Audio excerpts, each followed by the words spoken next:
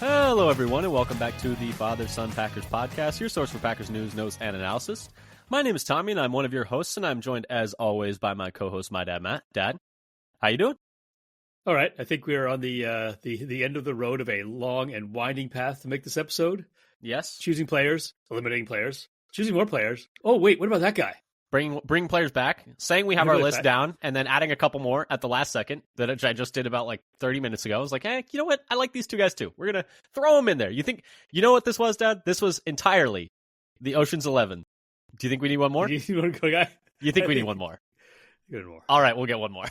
But anyway, as teased just now, today we are going to be going over with, 2 weeks to go until the draft in Green Bay, our favorite late round prospects. Now, we kind of defined this a little bit loosely, but mostly we were looking at day 3 guys. Now, I think the highest we have in terms of consensus big board guys is 120. We got some guys down in the 300s, but just guys that, we were taking a look at, in terms of we like what they looked like on film.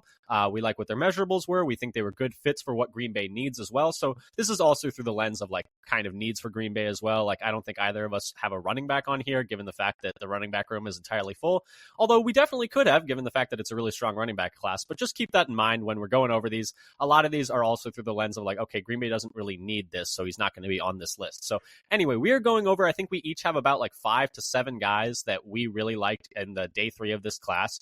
And we're going to be going through all of them. Dad, anything you wanted 5 to... 5 guys, 6 guys, 7 guys, 8 guys? Yeah, it's like, I mean, you have like 13 list, on your list right now. I think my list got up to 14 at one point, but that was just the... I saw that get up to 14, and I was like, the sidebar. I was like, this is not a 2-part episode. Like, we're not, or I was like, does he just think I'm gonna like throw him a pass, and he's just gonna ISO for like an hour? He's just gonna go with all 14 guys by himself. There's a line break in between between the two groups. Yes, some guys did not. I just have to notice it in the middle of the podcast and not just go right over it. I mean, we can at the end, we can hit some honorable mentions if you want to just like shout out the guys' names and not necessarily go into detail on that. We can, I suppose. So yeah, that's something we can say like, I had this guy on my list, but then he didn't rise up high enough because of X. Yeah, fair enough.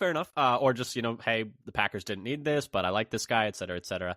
But like we said, we're going to be going over the 5 to 7 guys each that we really like and think could be good value late in the draft, as it is in Green Bay, which is really exciting in 2 weeks. Very fun times for that. I'm excited to see what that's all going to look like. Before we get to any of that, though, just wanted to pitch a couple of things. If you like what you hear here today, subscribe, whether that's, Spotify, Apple, YouTube. We would really appreciate it. Tell a friend, leave a review, all that would really help.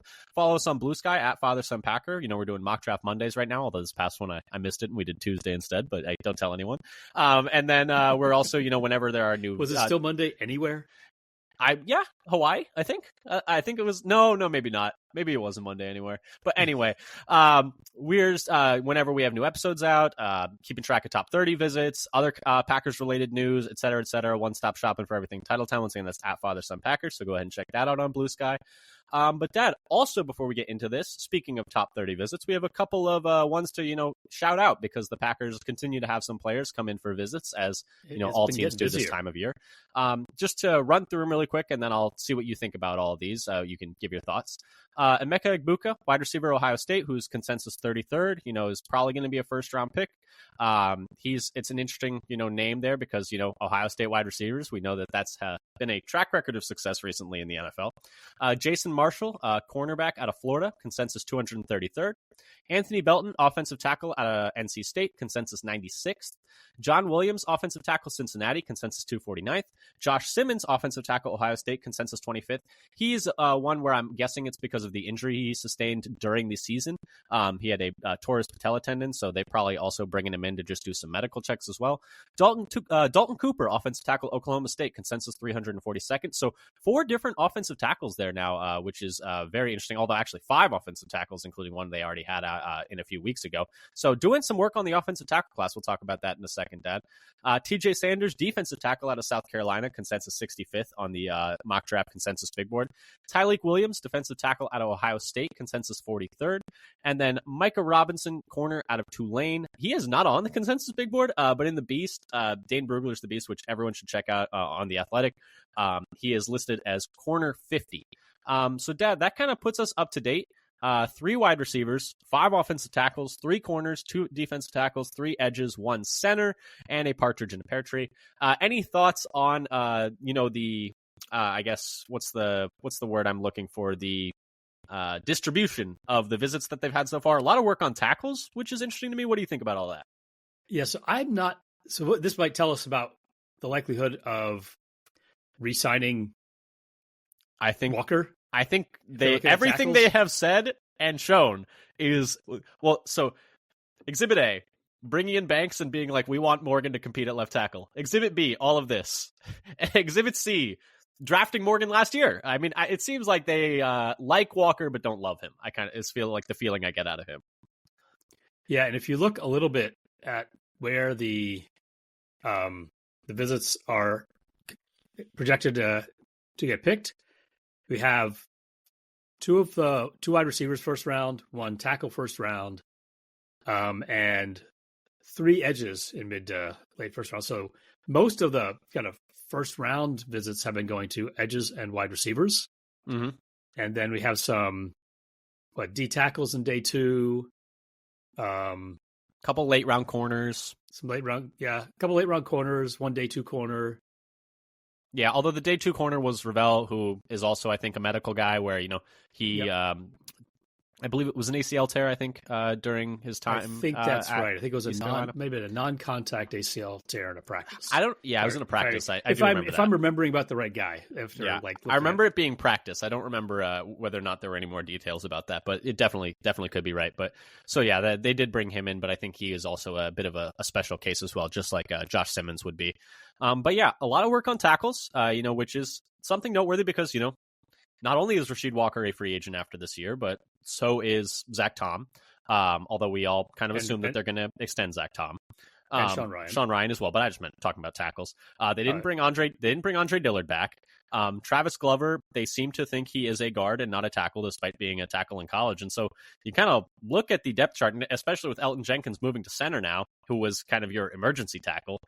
You have 2 guys who are your starting tackles right now, and then Morgan, who you hope can play tackle, but so far has not really shown that he has played. He hasn't played any tackle in the NFL. We'll say hasn't played any tackle in the NFL. So you don't have a lot of depth at tackle right now. Is I guess probably how you're feeling about it. And I think like most years they take 2 or 3 offensive linemen. They just keep churning. Yeah, and you look at the tackles. As you can see, there are a few late rounders that just flyers or UDFAs.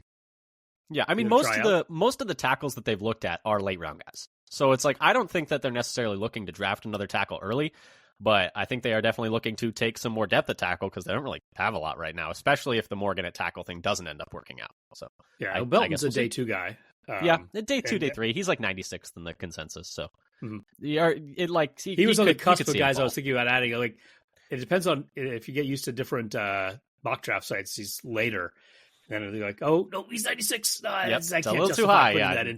You cannot justify a top 100 guy as a late round guy. I felt bad. I had a 102nd guy, and I was like, no, I can't do that. I wanted to put Ty Robinson out of Nebraska in. But since we're already kind of talking about it, Dad, should we get into our late round finds, guys that we like in the later rounds for Green Bay? Or is there anything else you wanted to say about the visits? Any guy out of I guess one last thing I want to ask. Any guy from the visit so far that you're like, I hope this is the direction they're going, or is there anything that any guy where you're like, oh, I don't know about that? I'm excited about. I'm excited about Michael Williams and Stewart. Michael Williams and Stewart and Golden and Egbuka. It's interesting that like a lot of times over the past couple of years when we've looked at like the guys that they've had in for first round visits have been the positions that they end up taking, but have oftentimes not actually been the guy that they ended up taking. It's like we just want to get some look around the edges. That's what I think is we're looking. I think they're looking at wide receiver and edge rusher in the first round based on this. Yeah. I'm a little surprised at Pierce.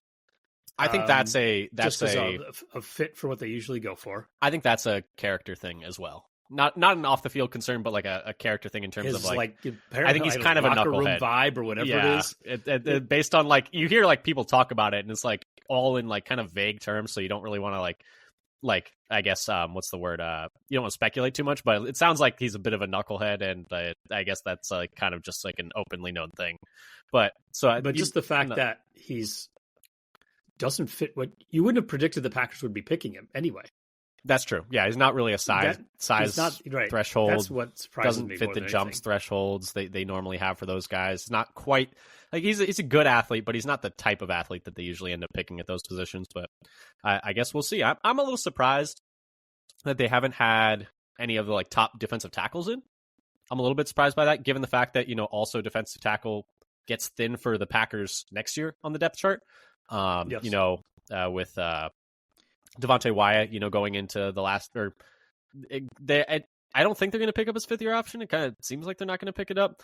We'll see if they get an extension done with him, but he's going into the last year of his deal.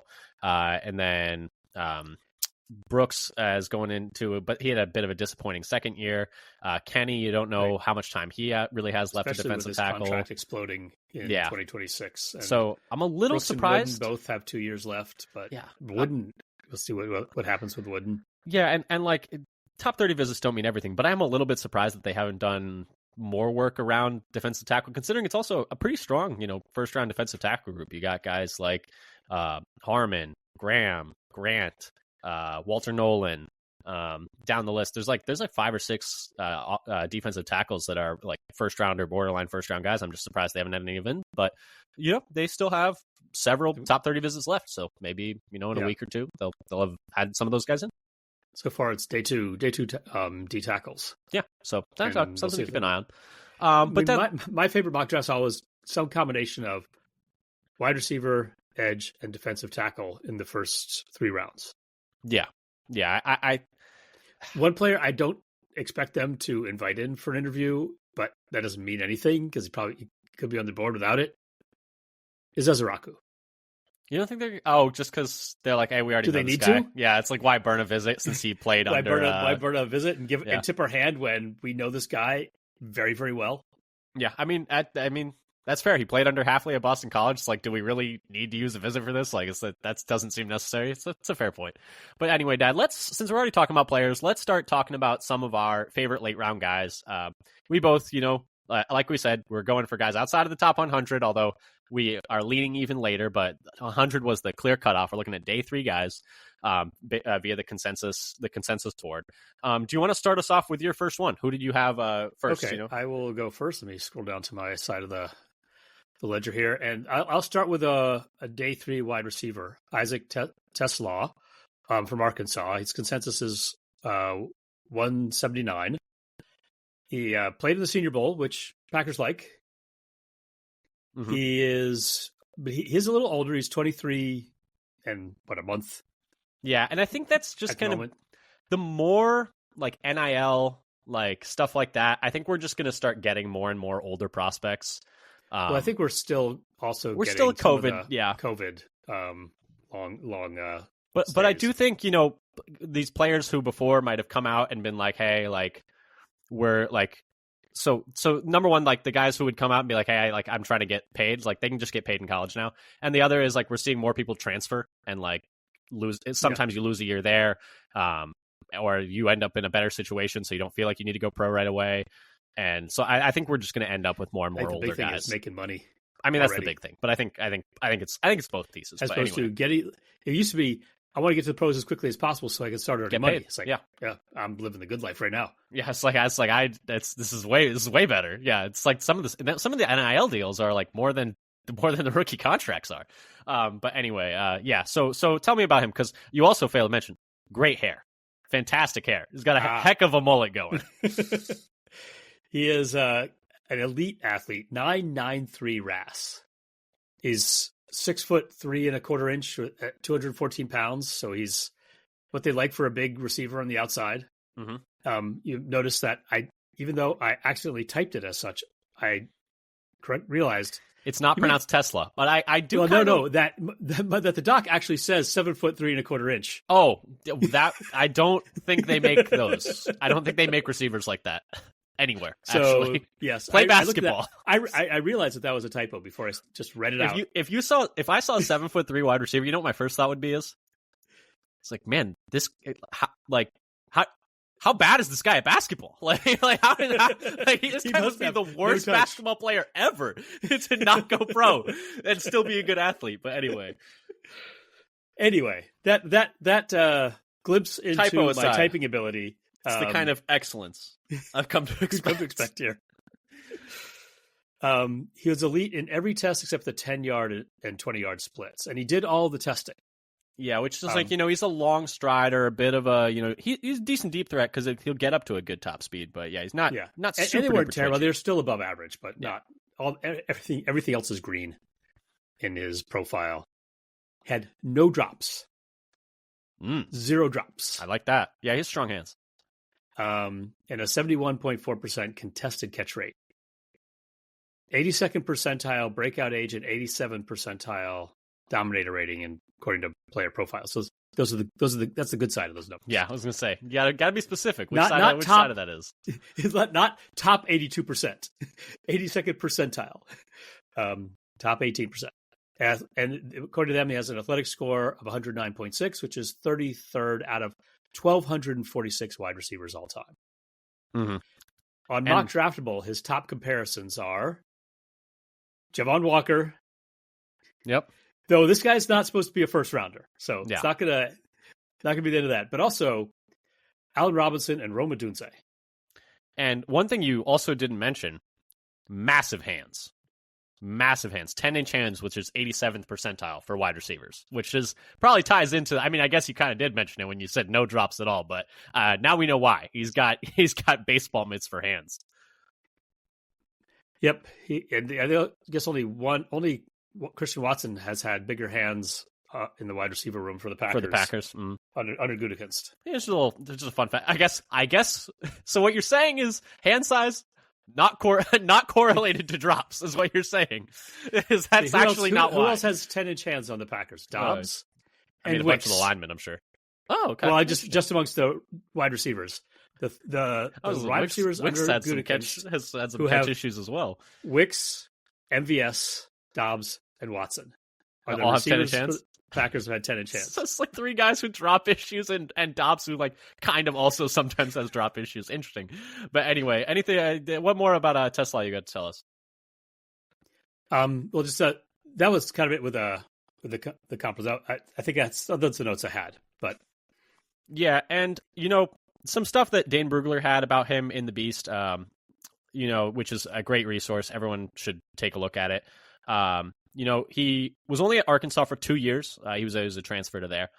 So it's just something to keep in mind. Before that, he was at a college called Hillsdale, which I have no idea where it is or what it is.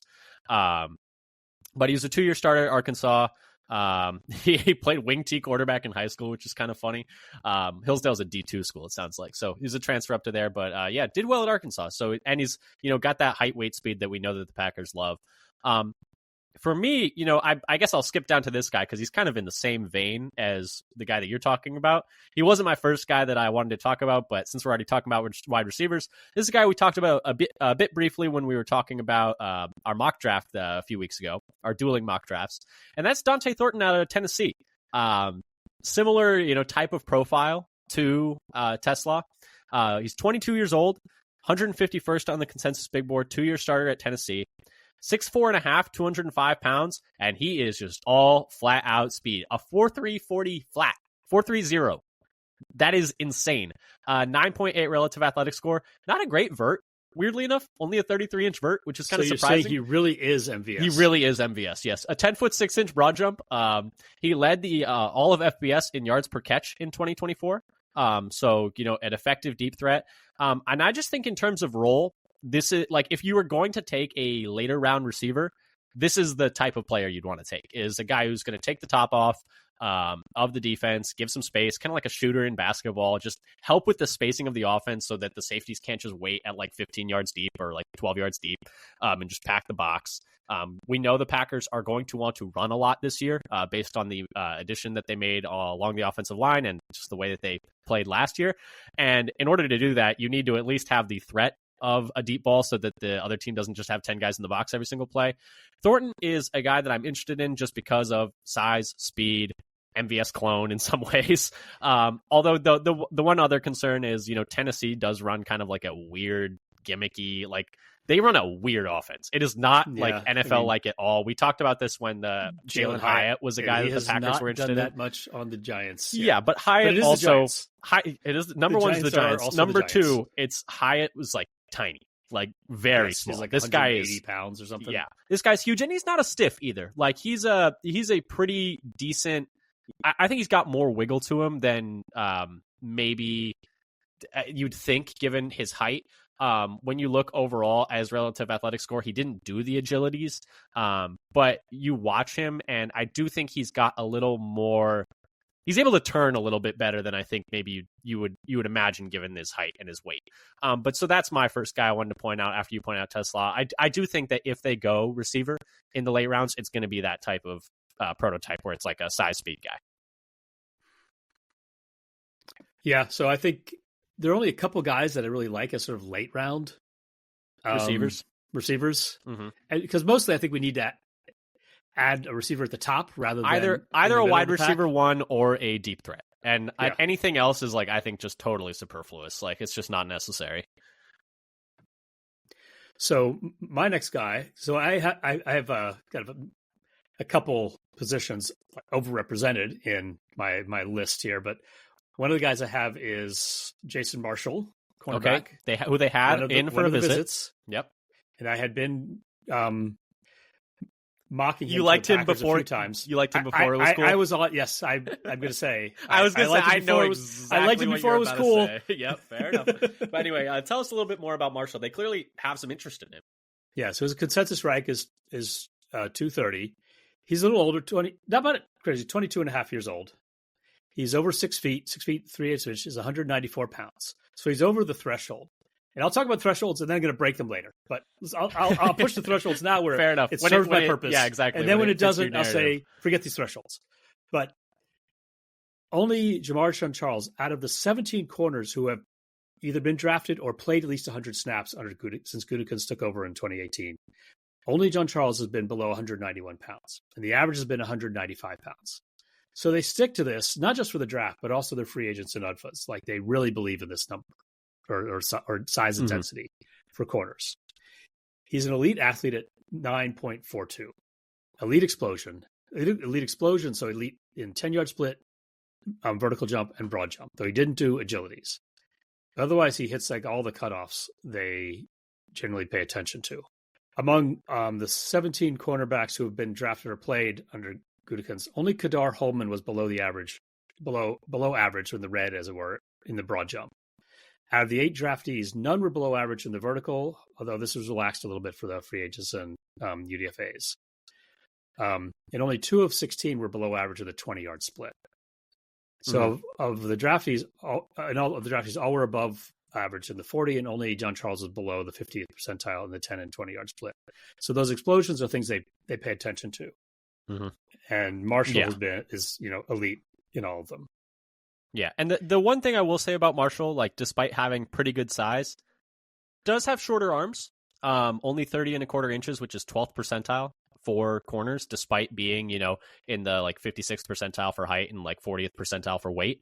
So shorter arms. And then the other thing that this was per Dane Brugler's The Beast is he did miss the final 6 games of last year for Florida with a shoulder injury. So probably also something that maybe they're taking a look at in this visit.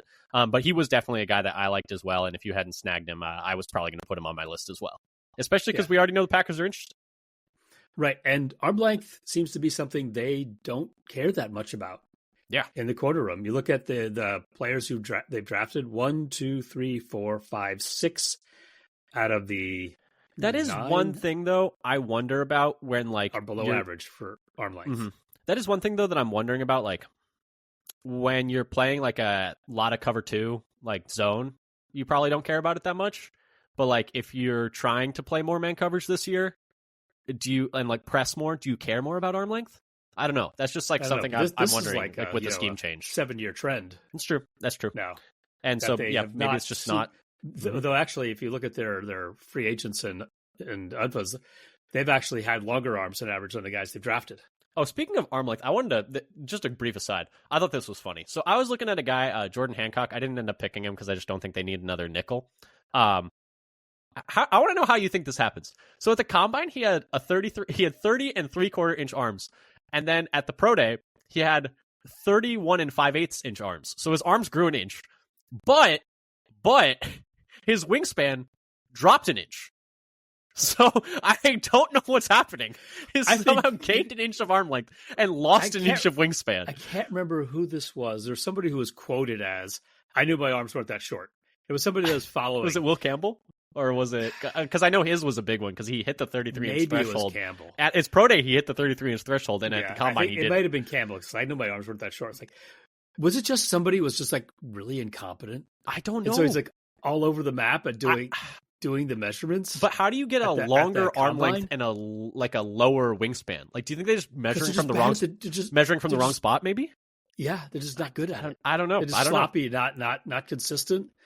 I don't know. It's weird. I mean, that's weird. That's the simplest explanation. Yeah, is you had somebody doing it who was not experienced. And how they placed the tape measure or whatever. But yeah, it was just a weird little thing that I found. I was like, that's so odd. Like, I don't know. But anyway, next player that I had. Anything else you want to say? Okay, go ahead. I mentioned about Nichols. He's been primarily an outside corner with just a few reps in the box and a few in the slot.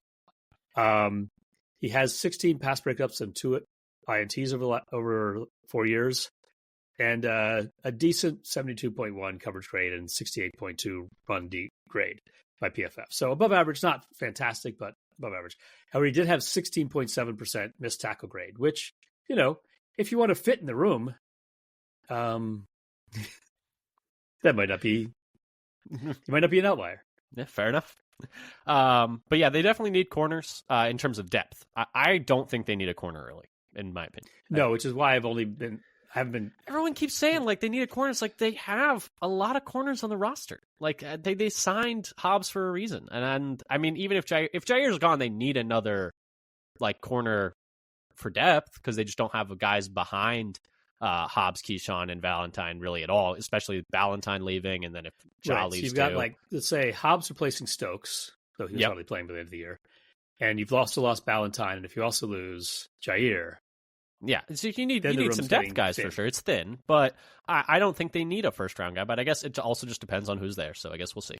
My next guy is a guy that I also talked about a little bit in that mock draft show, which fair enough. Is Teddy Buchanan, linebacker out of Cal. 22 years old, 201st on the consensus big board. I stole him from you also.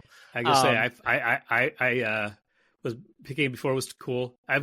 He's a guy I've liked from the beginning as a late round linebacker. It's like I first found him. It's like, oh, okay, let's start looking for a linebacker now in the 7th round. Oh, what about this guy, Teddy Buchanan? Never heard of him before. Yeah, I mean, he was like, wait a minute, he's good. His tackle is, and then he's like, oh, why isn't he? He's also a good athlete. What's going on here? He's an elite athlete. He's a really good tackler. The two things with him, he's a little small, 6'2", 233, so like a little small for a linebacker. Although we've talked about before, linebackers are just getting smaller, so that's not like that's decent now. Pro Bowl, the average Pro Bowl linebacker. I mean, sorry, all pro linebacker now is like in the 230s. It's not big guys anymore.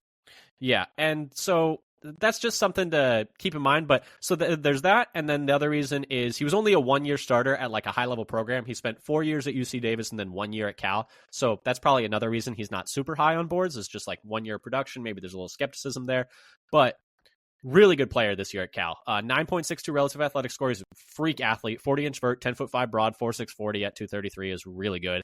Only a 9.2% missed tackle rate per PFF, which is 90th percentile in the good way amongst qualifying linebackers this past year. So really good tackler.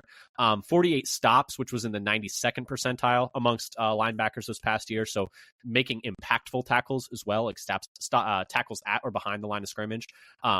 So just a really solid linebacker, and I think at minimum a very good special teamer in terms of being a great athlete and being a great tackler. But I think in terms of them needing more linebackers, Brian Gutekunst talked about, he felt like they were a little thin at that position last year. Give some more competition for guys like Welch, guys like Tyron Hopper, even maybe giving McDuffie some competition as well for that third linebacker spot. You don't know if you're going to bring Quay Walker back in 2026 yet. So just a guy that I think I like, and at the minimum, a very good special teams contributor, I think. Yeah, he makes plays too. I think he's got a good chance to, be maybe a better version of McDuffie. Yeah. And maybe that's take his spot. Yeah, and eventually. McDuffie is I'm trying to remember how long are Buchanan's arms. Buchanan don't have it on my spreadsheet. has 31 and 3/8 arms, which is 22nd percentile. I was only looking that up because I was like, they must have put his broad jump in wrong on mock draftable. Oh yeah, they did. That was funny. I was like, what is his broad jump overall? I was trying to re-look it up, and they had it at 17 inches. I was like, that can't possibly be correct. No, his broad jump was 10'5", which is I think just you can funny. step that. Yeah, exactly. Easily. It's like very easily. But no, his arm length is 22nd percentile. I was just looking up because like McDuffie's just like hilariously short armed, and I was just thinking about that. But anyway, who's your next guy, Dad? So my next guy, I've got players in order, meaning they are not all in a jumble. They're in order of the page, but that does not necessarily mean they're in order I want to give them in. So who will go next? Should I also do a linebacker? I mean, up to you. This is your show. Oh, is it? Well, I mean, this pick is your show, our show. So I'll also do a linebacker then. Though he's pushing the limit of day 3. He's a consensus 124. That's Smile Mondon Jr., linebacker from Georgia. He's kind of similarly profiled, I would say, as Buchanan, except he's expected to go higher. He's 22 and like a month old, 9.42 RAS. He's similar to McDuffie in size and speed. So below average weight, he's only 224 pounds. So he's another 3 pounds lighter than McDuffie, and 31 and 3/4 inch arms. So he's 3 pounds lighter than McDuffie, but his arms are half an inch longer. He does, however, this may be one of those strange measurings. Even though his arms are only 31 and 3/4 inches long, his wingspan is over 80 inches. How big is this guy's chest? So his shoulders must be like crazy wide, yeah. For this to be true. So only Devondre Campbell, Kamal Martin, and Quay Walker had a wider wingspan amongst linebackers who have played for the Packers since 2018 than Mondon does. Mm-hmm. So that the Connie would be the lightest linebacker by 3 pounds for Green Bay in that same time span. So yeah, they get lighter, but not down in the mid 220s lighter. So this is be the issue with him. He's got elite speed. He didn't do all the testing, so he didn't do the vert, or most nobody does the. No one does the shuttle. Anymore. Yeah, His broad is good. His broad is elite at 10 feet 10 inches, but no short shuttle or 3 cone, so no agilities. So we don't get to see that. In some ways, his profile is similar to Oren Burks, though except Burks did the agilities and did them well. Mm-hmm. On mock draftable, among his top 4 comparables is Jihad Campbell, a likely first rounder for this year. Yeah, and I mean, Dane Brugler has him as his linebacker 5 in this class. It might be pushing a little bit the I think it depends. The threshold for him, because sometimes I get him. It depends on which site. Sometimes a 7th rounder, sometimes it's like a 3rd rounder. Yeah. Same for Buchanan. Like some sites I get him. It's weird. Like the end of the 7th round on PFF, and that other one is like with the 3rd round. Yeah, and there is one thing to just note on him as well. Has had a little bit of a history of foot injuries. Missed 4 games with a right foot this past year, and then missed a bowl game with a left foot last year. So that's just one thing to keep in mind with him is maybe a little bit of concern with a couple of different feet injuries. Prone. Yeah, but so another thing I liked about him, it's like, and you clued me into this last year about look at missed tackle rate for linebackers. I mean, if you can't tackle, like, you're just not gonna. What's the point? Like, you can't even contribute on special even though teams his arms aren't long, maybe he just tackles. wraps him up with his chest. Yeah, he's got a 5.2% missed tackle which rate is like in 2024. Stupid good. Insanely it was good. Like 10th lowest in the 2025 class amongst 241 linebackers. Mm-hmm. Yeah, in FBS, and it is for a career is 7.8%. Amongst Packer linebackers, only Quay Walker had a better missed tackle percentage in his final year of college than Mondon has had. Mm-hmm. Yeah, and I mean, if you can't tackle, like, there's just nothing you can't contribute. Like, it's like, like, Right. there's If nothing you you if can you do. chase a guy down but you can't get him to the ground, Yeah. what is that speed doing for you? Yeah, it's like if they run at you every time and you can't get guys to the ground, like that's prohibitive to playing. It's like you can't even be a special teamer. Like if you're getting picked on day 3, you have to probably contribute on teams in some way. And if you can't tackle, you're probably not contributing on You need teams. to be able to run and tackle. Exactly. He was at the Senior Bowl, and he it is like on field max deceleration, so you really to like stop and change direction. 84th percentile. Yeah, matters for coverage, definitely. Out of like I think it's like 90 players, he was in the top 10 or 15ish. And he is above average in on-field speed. But that's a little bit wonkier because you have to be in a play where you're opening up full speed for it to show up. Yeah, which linebackers are going to do more than defensive linemen at least, but still doesn't always happen. I feel like those that on-field speed for a D tackle or an offensive lineman. Yeah, it's just maybe almost never comes into play. Never really happens.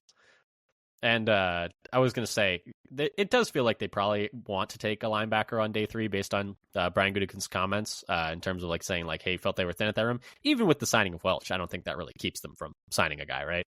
No, but I do expect kind of a day 3 flyer. Yeah. Athletic guy who has good measurables that we've been looking at. There are a couple others, but that I think they could go with as well. Yeah.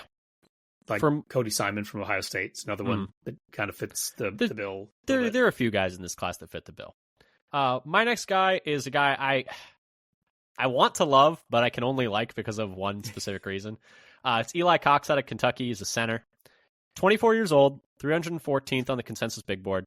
4-year starter at both guard and center at Kentucky.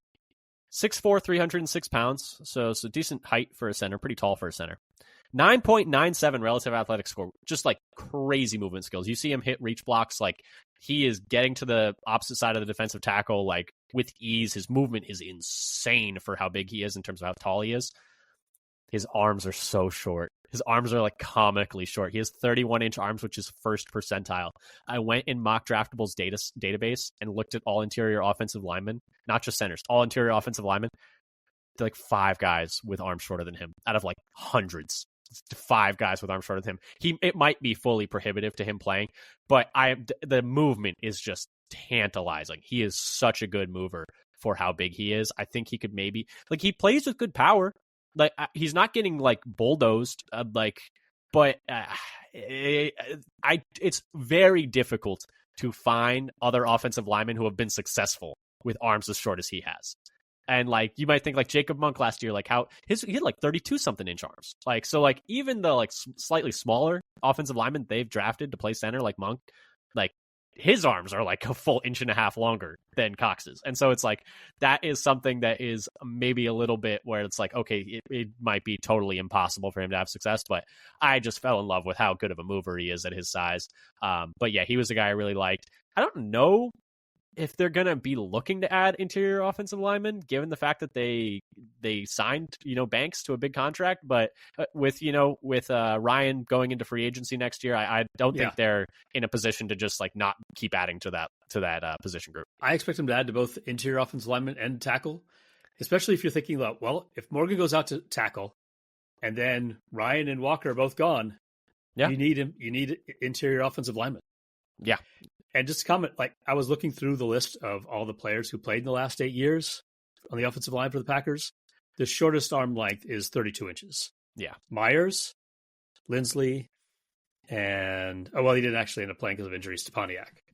Yeah. Yeah. And he's such a good mover. Like he's such a good mover in the run game. Like his athleticism is crazy. I've got another guy like this as well. I've got a couple like this. Yeah. Okay. Well, go ahead. Go on to your next one. But yeah, I mean, he's so fun. Like he's so fun to watch move at his size as a run blocker. But yeah, his arms might actually be too short. But I had to shout him out. So I'm going to go for somebody that I haven't talked about at all. I could go another one we've talked about once before. But it's Luke Newman, a guard for Michigan State. Newman. Whenever I say Newman. But anyway, go ahead. His consensus rank is 308th.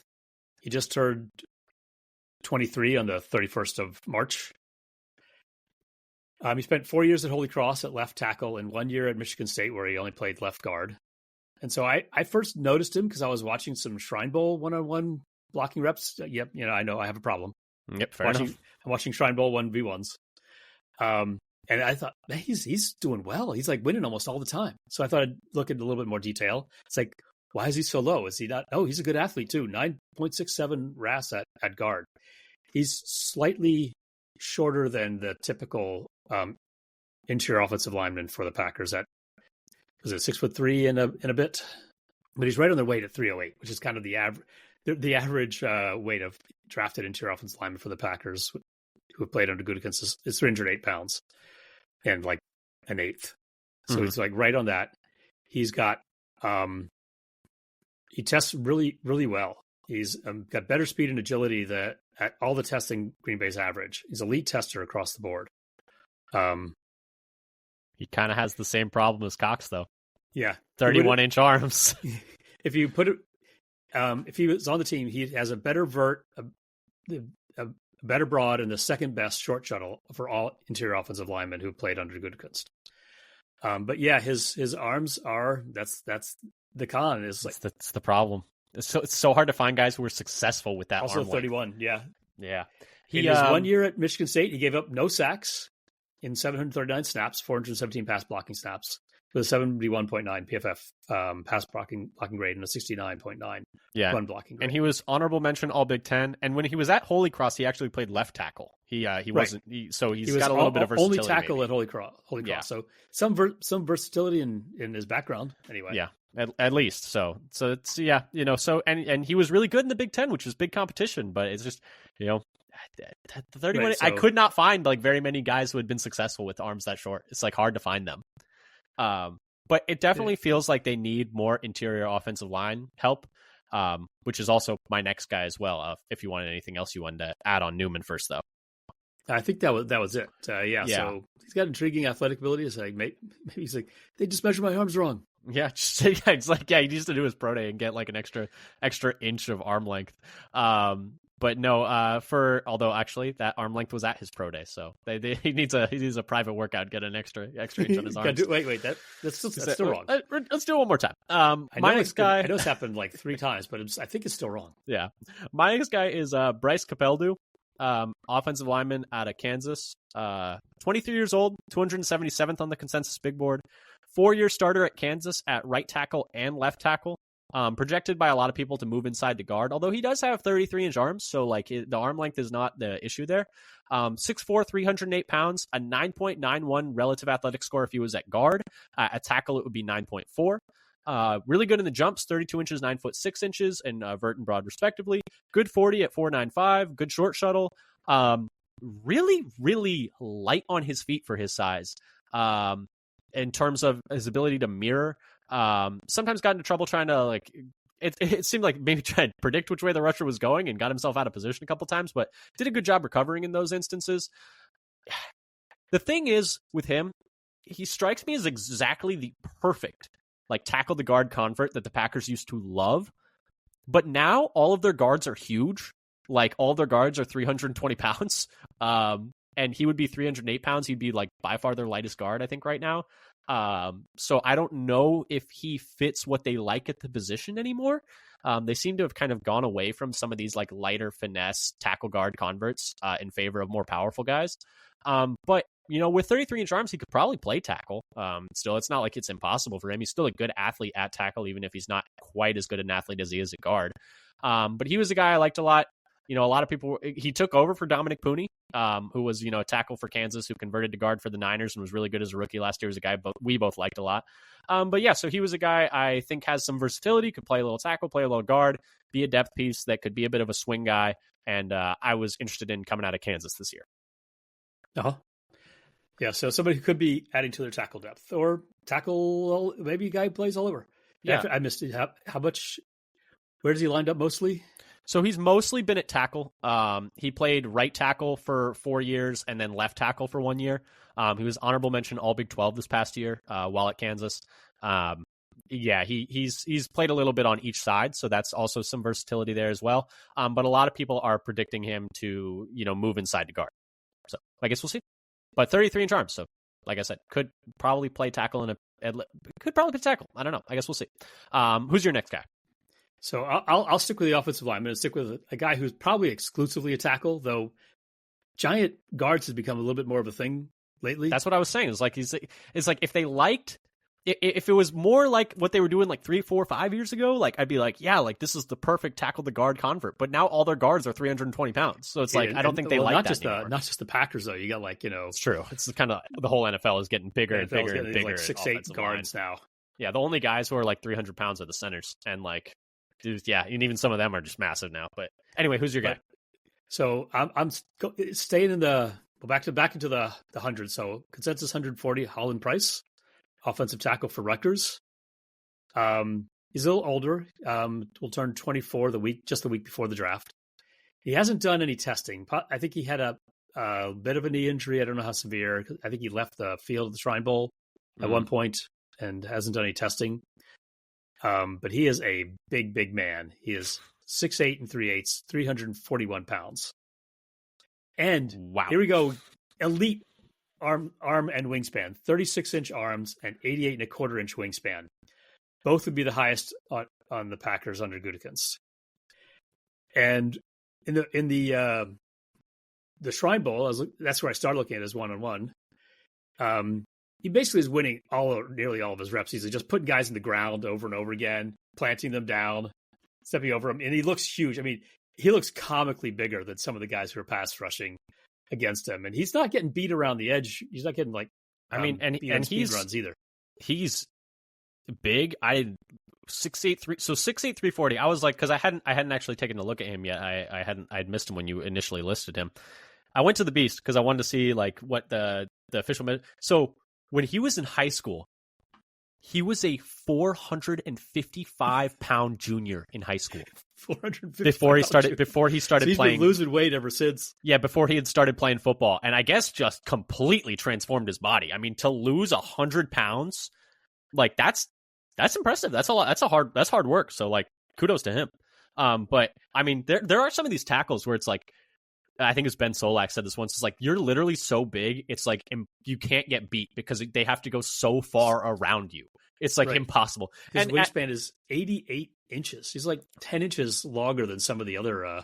And Rutgers plays like a zone-based blocking scheme, so like he can move a little bit. Yeah, there are several Packers who have had wingspans 10 inches shorter. Yes. Yes, exactly. It's like you look at him next to Eli Cox. It's like a whole nother human being's worth of arm. Well, you can say when you said he lost 100 pounds, he's still 340. Like he had a high school freshman or middle school drop off of his body. An entire me. Yeah, exactly. But no, yeah, he played right tackle, played left tackle, was second team All Big Ten this past year. He's interesting, and they have a history of taking these big tackles late in the draft. Caleb Jones, Josh Nyman, Glover's not quite that big, but Kadeem Telfort as a UDFA. Like they like some of these like big guys as like project guys. Right, and he's not quite as tall as those guys, but they're the same length arms. They're all three, Telfort, Jones, and it's crazy. 6'8" and 3/4, not quite as tall as those guys. Well, it's not quite as tall as neither one of them actually. Yeah, but a bigger wingspan than any of them. Mm-hmm. Yeah, I mean, big man. And like we said, they seem to be offensive lines are getting bigger and bigger and bigger. So something to keep in mind. Anything else you wanted to say on him? He has a good pass blocking grade, 79.5 PFF. He's only allowed one sack in 919 snaps, and it has an elite 83.5 run blocking grade. My next guy on my list is an edge rusher. I think we have time for like one or two more each. We're starting to get to. It just depends on what the limit is. I suppose that's right. This I think still not going to make our longest ever episode. No, what's our record? An hour 20, hour 22. I mean, something like an hour and 20 with the list that you have. I mean, we could. I would go on for We could break that record. My next guy is Fadil Diggs out of Syracuse. He's an edge rusher. 23 years old, 219th on the consensus big board. 1 year starter at Syracuse after 2 years starting at Texas A&M, so played at a couple different schools. Just 1 year at Syracuse, though. Two-time team captain while at Texas A&M, and then led Syracuse in sacks and tackles for loss last year. He's just like built like a prototypical edge. 6'4", 257, but I do think his frame looks like he could add weight. Like he looks like he could get up to like 265, 270 because he's really long arms, massive arms and hands. He had a 9.36 relative athletic score, a really bad vertical jump, which was weird, 30.5 inches, but a great broad jump at 10 feet. So I don't know what the heck happened on that vertical, but it was not ideal. But just, he's still a good athlete. But yeah, I don't know what the heck happened on that vertical jump. In terms of, like I mentioned, massive arms and hands, 33 and 3/8 inch arms. So like longer than tackles arms, and 10 and 3/8 inch hands. And like, you can see it. He looks like a pterodactyl, and he's super muscular with a pretty decent pass rush plan. Like I mentioned, was really productive at Syracuse this past year, despite only being there 1 year. I think he's the type of guy who would be like a nice, like developmental designated pass rusher with a good frame, who's super athletic, and the type of guy that I don't think you could usually get on day 3 if he was like totally all like put together. But I think, with also, two-time team captain, so good locker room guy, good chemistry guy. And, if you just feel like you want another body in that edge room who's super athletic, who can maybe help rush the passer a little bit, really liked what I saw from him on tape in terms of, a decent variety of moves. So yeah, he was one guy I'm taking a look at as well. Okay. All right. So yeah, one or two more left in you. How many you got left in you? So I'll go with a different position. I'll go D tackle, seventh roundish, maybe 6th round. You skipped your third overall guy. I'm all over the map. I know. Fair enough. All right, go ahead. I figured I've talked about him a little bit more. True. You've mentioned in the past in our Drew Kendall competing mock draft episode. Yeah, that's fair. So I thought I'd just talk about somebody I haven't talked about before. And that's fair enough. Zeke Biggers. It's a fun name too. Defensive tackle from Georgia Tech. So in terms of like where you're drafting like names that fit the position they play, Zeke Biggers is like exactly correct. Right. So he's a big guy. He's 6'5.5", 321 pounds, but still athletic at an 8.49 RAS. So he has, elite burst, but poor agilities. I'd say he's similar and would be a good replacement for TJ Slayton. Mm-hmm. And he has not shown much of anything in pass rush. Yeah. In college. Yeah. He's mostly a run stuffer and would be kind of, if you get he's the player where if the Packers end up with a like real pass rush specialist 3-tech in an early round for a D tackle, then I expect them to pick a run stuffer late in the draft, and Biggers would fit that. And he was a part-time player at Georgia Tech, like Dane Brugler mentions. Like he only played 29% of defensive snaps, but 82% of those were on first and second downs. Like he was like a designated run guy. This was a fun thing he had in there was he has more blocked field goals than sacks. Oh, he had 4 blocked field goals and 2 sacks. So it's just, hey, special teams contributor, another special teams contributor. Right. Yeah, right. Take over if that Brooks is playing too much in the defense to get into blocking those field goal attempts. And it's a good point that you mentioned, trying to replace Slayton, because the Packers' run defense was really good last year, but a big part of that was Slayton, who is no longer going to be there. Right. He was a guy who was like one of their heaviest linemen.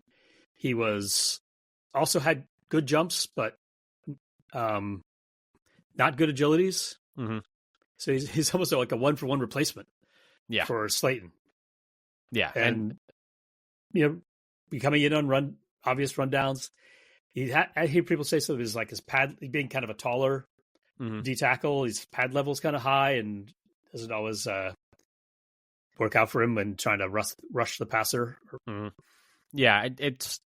Yeah, I think that watching him was like, I wanted him to be even like more stout at times, because I felt like sometimes his pad level was a little not great, but hopefully they coach that up in him. Coaching to get that out of him. He's 93rd percentile arm length, 34 7/8. Mm-hmm. And 97% wingspan. 85 and an eighth. They need more defensive tackles. They like we talked about, and they've done some work on some of these day 2 guys, but they're probably going to look for some depth there as well. But we're getting to the point where it's like, they need depth there for like 6 positions, and it's like they don't have that many picks. Like, well, as Gutekunst would say, for now. Yeah, it's true. That's why I think the more and more I look at it, it's like, but the thing, it's funny because it's like, it's 2 things. It's like they need depth at a couple, like probably 3-4 positions, like in terms of like offensive line, defensive tackle, corner, are like the 3 that they really need depth at. And then it's like, but they also need like top level players at like several positions. So it's like, you could see a trade up, you could see a trade down. I think it's going to be a very hard to predict draft for Green Bay. I think we have time for one more each, which means I'm not going to get to one of my favorite guys, Aiden Huntington from Tulane. I just want to mention he's 6 foot flat and 281 pounds. This man is built like a fire hydrant. Go check him out. He's a lot of fun to watch.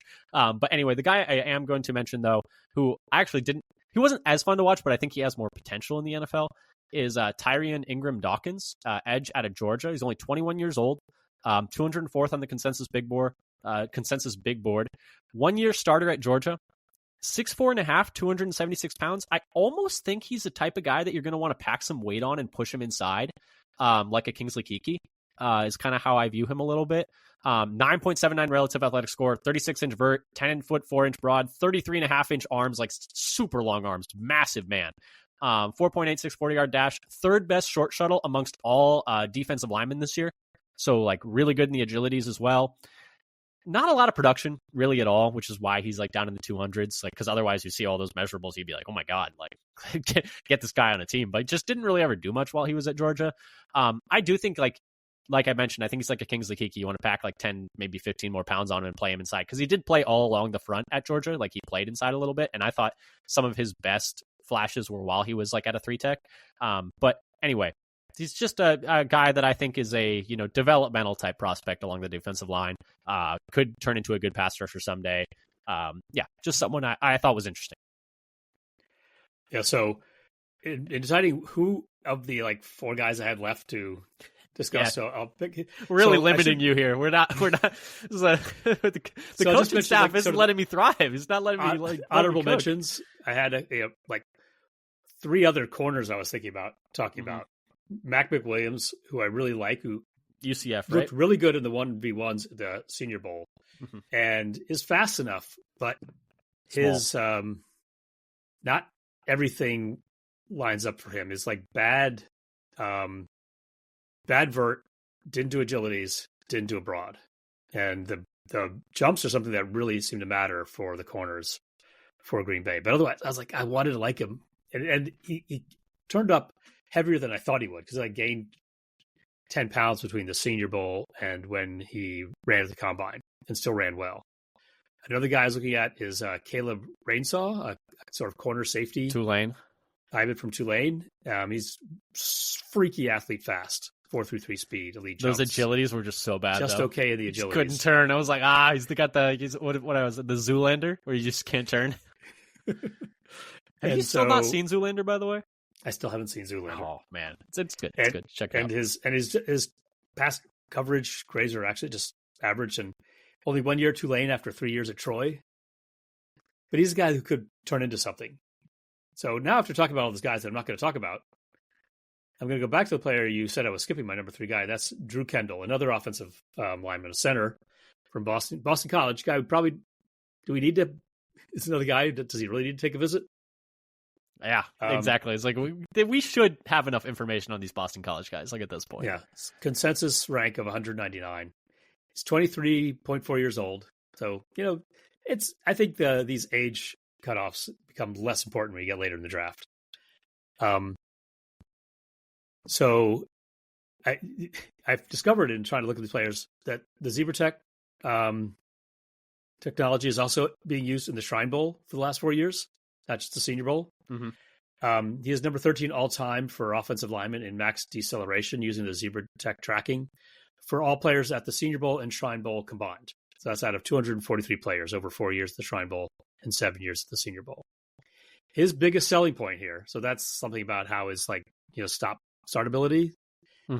Second best short shuttle for all offensive linemen in the 2025 class at the combined, 4.51. Close, but not quite at that 4.47 magic cutoff number for high percentage of success. Very close, though. But it would be the best short shuttle for any interior offensive lineman to good against. Out of that 17 interior offensive linemen who played while he's been the GM. And fifth best amongst all the offensive linemen, so including the tackles. That's 31 players. I was going to say, I was like, I know Tom hit that threshold. I was like, yeah, he's there got to are be a in there few somewhere. tackles who hit the threshold, but he'll be the best interior offensive lineman. He's 6'4" and a quarter, 308 pounds, RAS of 9.2. So basically, like, right on the Packers' average interior offensive lineman, which is like 6'4", 308, a 9.1 RAS or something. So he's like exactly fits a lot of what they are looking for. He has an elite pass blocking grade from PFF, 81.2, and he only gave up 1 sack in 2024 and 1 in 2023 in 777 and 926 snaps respectively. Now, those aren't the pass blocking snaps. I failed to write that down. Read those out, yeah. His run blocking grade is not as good, 75.9. So it's surprisingly not like a real road grader because he's not a really big guy. Cody Mock is one of his top 3 comps on Mock Draftable. He's a second round pick who started last year for the Bucks. Yep. Another one is Jalta Froholt. Yeah, Yalta Froholt. Yeah, I think Arizona. Yeah, he's at Arizona. He's managed to be a starter there for 2 years after taking a couple of years to get his feet under. But if you get a late round pick, that works out pretty well. His cons: more short arms, be the shortest of any offensive lineman to Goot at 31 3/4 though. So not 31, not Newman or Cox. So right, and he'd also be tied for the fewest bench press reps, and he has only played center in college. Yeah. There's a little lack of versatility, which is maybe not necessarily something that they want. But I also think about these guys with the short arms. Maybe that's where you have to put them. Yeah, maybe. And I mean, well, I guess we'll see. I don't know if they're going to take an interior offense. That's the thing that's how I was like with Cox played some guard, but it's like, yeah, can he play anything other than center with arms that short? I don't know. But also when I look at it, they say Packers don't take guards, but they do take centers. They do, but they take centers with long arms. Like, because Elton was a center, but he's got like tackle length arms. But now he's our center, so I guess we'll see. So. Myers' arms are 32 inches. Lindsley's arms are 32 inches. Yeah, but that's like that's a big difference. It's only a quarter inch more than that's true. Than Kendall's. That's true. But anyway, but they will they'll take offensive tackles and convert them to guards if they need to, and centers. Yeah, but Packers definitely need a little bit more depth at offensive line. Definitely need a little more depth at defensive line, corner. There are a lot of guys in the late rounds of this draft that are, every single draft you can find a few gems, and we hope today to at least have what are we going to say, a 30% hit rate, 20% hit rate? Like if we name enough guys, we're going to hit. I got a list of like 60 guys on here. Just one more honor mention is Zay. I don't know if it's Zay or Za Frazier. I've heard. Said corner. Both ways by announcers. Yeah. A cornerback from UT San Antonio. If he was just 5 pounds heavier, yeah, it's like fit. It's like when you start being like, just eat like 3 cheeseburgers that day or something. I don't know. But no, yeah. Because otherwise, he's like all kinds of elite with 6 interceptions last year. Yeah, great production, ball skills. His tape, like tracking the ball, looks good, but just a little light for what the Packers 5 like. Pounds. Yeah. Put some fill your pockets with like coins or something the day you go see the Packers. I can't remember who it was. I was listening to it on a podcast like a year ago or so. Talk about like when he was with the team. I think like somebody would like weighing down their pockets together. Yeah, I mean, shoot, whatever works. But anyway, these have been our late round gems. Thank you for listening. We hope that we have at least like a 1 in 5 hit rate, 2 in 5 hit rate. Well, I guess we'll see. But anyway, thank you again so much for listening. If you like what you heard, like, subscribe, tell a friend, leave a comment, let us know what you think. Follow us on Blue Sky at Father Son Packer. Draft coming up in a couple of weeks, so exciting time for that. Keep an eye on that Blue Sky for mock draft Mondays or Tuesdays when I forget to post. But anyway, thank you again so much for listening. Mock draft weekdays. Exactly. And until next time, go Pack Go. Go Pack Go.